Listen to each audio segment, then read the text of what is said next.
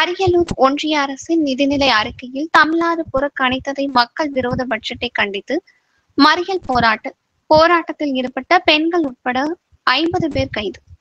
அரியலூர் மாவட்ட Marxist communist கட்சி இந்திய கம்யூனிஸ்ட் சார்பில் அரியலூர் அண்ணா சிலை முன்பு மறியல் போராட்டம் நடைபெற்றது. ஒன்றிய அரசை கண்டித்து நடைபெற்ற போராட்டத்தில் கார்ப்பரேட் முதலாளிகளுக்கு சலுகை மழை பொழிவதை தடுத்திட வேண்டும், ஒன்றிய அரசின் நிதிநிலை அறிக்கைகள் தமிழ்நாடு புறக்கணிக்கப்பட்டதை கண்டித்தும், நாசகரமான மக்கள் விரோத பட்ஜெட்டை கண்டித்து கம்யூனிஸ்ட் கட்சி நிர்வாகிகள் கண்டன உரையாற்றி மத்திய அரசுக்கு எதிரான கண்டன முழக்கங்கள் எழுப்பினர். இதனைத் தொடர்ந்து அரியலூர் அண்ணா சிலையில் இருந்து ஊர்வலமாக புறப்பட்டு தபால் நிலையத்தை முற்றுகையிட்டு மறியல் போராட்டத்தில் ஈடுபட முயன்றனர். அப்போது பாதுகாப்பு பணியில் இருந்த போலீசார் போராட்டக்காரர்களை தடுத்து நிறுத்தி பெண்கள் உட்பட 50 பேரை கைது செய்து தனியார் மண்டபத்தில் தங்க வைத்தனர்.